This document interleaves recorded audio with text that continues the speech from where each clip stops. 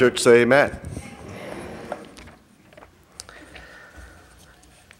I'd like to continue the intermittent series, A 21st Century Religion, Part 4, I think. I'd like to reflect for a few moments on the theme, the meaning of things.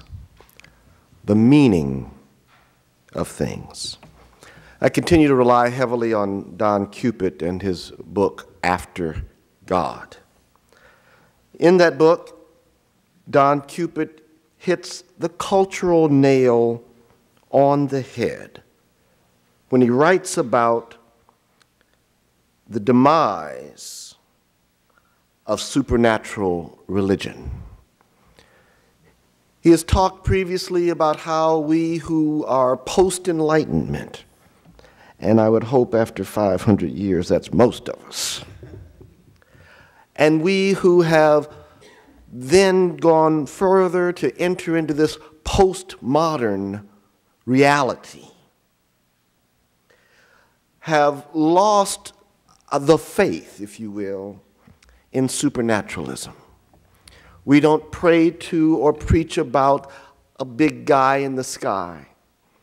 We don't look for this kind of intervention that helps some and for some unknown mysterious reason doesn't help others. So he writes about the demise of supernatural religion, not just Christianity, but the whole concept of supernatural religion. And he speculates as to what might follow it, or how does one have religion? What does religion mean absent supernaturalism? And so he frames the discussion about the successor to supernatural religion and actually says that religion today is a death struggle over linguistic meaning. In the time of the gods, religion delivered certainty. Religion delivered certainty of meaning. We knew what was what, not because we were so smart, but because the Bible tells me so. And so as long as the Bible tells me so, I know what's up. I know what things mean. I know what to do. I know what words mean. And I know how, therefore, to navigate my life. How does the bumper sticker go? God said it, I believe it, and that settles it.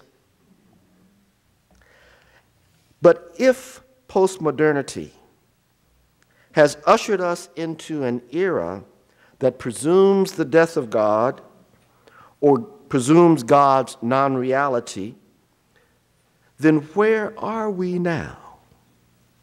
How do we know what's what?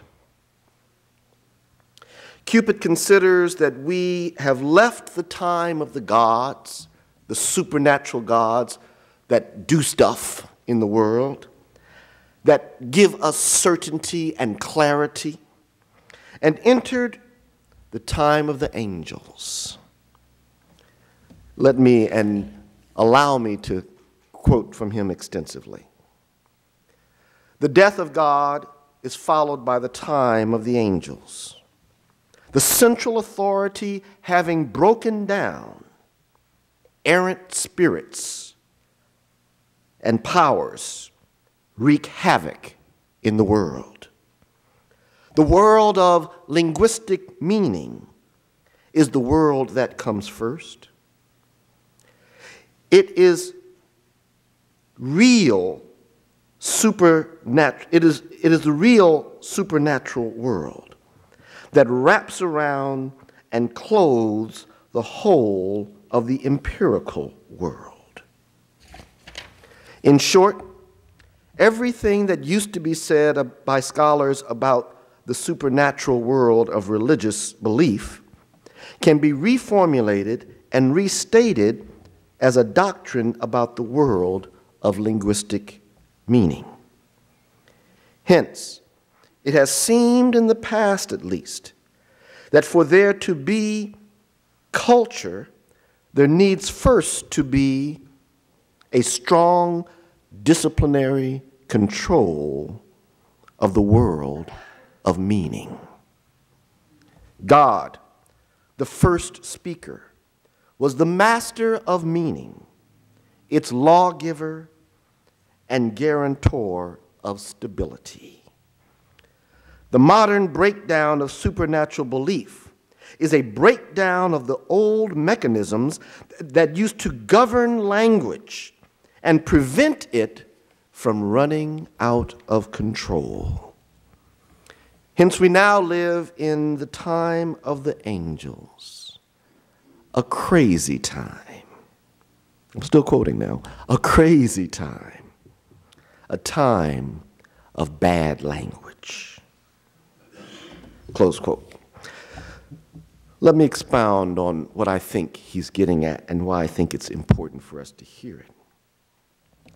Indeed, today, the fulcrum of the culture wars is whether or not one believes in absolute truth. If you believe in absolute truth, then you are on one side of most arguments. Or do you believe in the theory of relativity? And I don't mean Einstein's theory, but the notion that truth is relative to who you are and where you stand and how you are situated in this world. Truth means different things in different cultures, to different people who live in different realities. And the only thing that lets us know what truth means to us is how we use language.